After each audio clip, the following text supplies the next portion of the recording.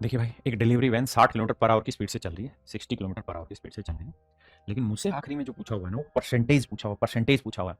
तो जब भी सवाल में परसेंटेज फ्रैक्शन रेशियो पूछा जाए तो रियल वैल्यू की कोई ज़रूरत नहीं होती। तो कह रहा है कि यार एक जगह को 1 घंटे 45 मिनट में ट्रैवल कर लेती है, तो 60 और 45 यानी 105 मिनट में ट्रैवल कर लेती है। अब कहता है ट्रैफिक ज़्यादा है, इसलिए समय 15 मिनट बढ़ गया, तो 105 में 15 जोड़ेंगे तो अब 120 मिनट लग रहा है। तो ये है टाइम का रेशियो। तो टाइम का रेशियो ये है 15 7 105, 15 8 120। तो नेचुरल स्पीड का रेशियो क्या होगा? तो आप कहेंगे 8 7 होगा। यानी पहले स्पीड अगर आपकी 8 थी तो अब घट के हो गई 7, तो कितने की कमी? एक की कमी 8 पे 100 पे कितनी? मतलब 12.5%।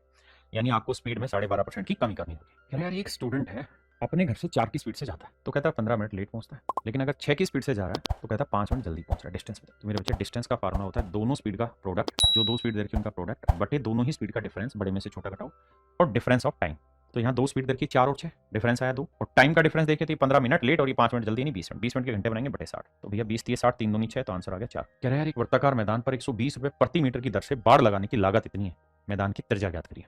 अगर हम किसी सर्कुलर ट्रैक पे कुछ भी काम करेंगे, उसकी बाड़ लगाएंगे तो उसकी सर्कमफ्रेंस पे लगाएंगे, और सर्कमफ्रेंस का फार्मूला होगा मेरे भाई 2 पाई आर, पाई का मतलब 22/7, और आर की वैल्यू हमें पता करनी है। और सवाल में क्या कह रहा है कि इसकी जो कॉस्ट है ना, वो 120 रुपए प्रति मीटर है। तो अगर ये सर्कमफ्रेंस आई तो इसे 120 से आपको गुना करना पड़ेगा, और फिर जो रिजल्ट आएगा वो 3768। लेकिन मजे की बात जो है यहाँ पे वो ये कि ऑप्शन दूर दूर है, 5 10 15 20।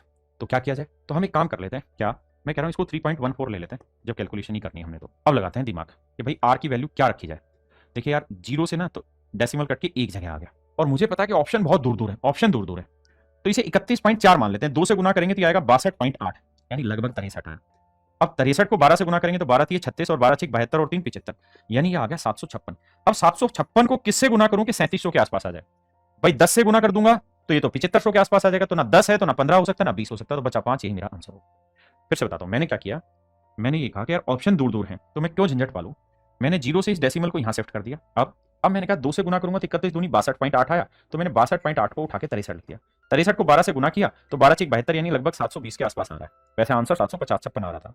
तो मैंने यहाँ देखा कि यार 700 आया, तो 700 को किससे गुना करूं इन ऑप्शन में से कि 3700 आ जाए? तो 700 को 5 से गुना करेंगे तो आएगा, क्योंकि ऑप्शन दूर है तो हमें इजी खेलना चाहिए सवाल में। ऑप्शन नजदीक होते तो करना पड़ता कैलकुलेशन।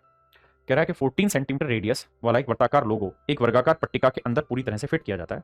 वृत्त के चारों ओर अप्रयुक्त वर्गाकार स्थान का क्षेत्रफल ज्ञात करिए।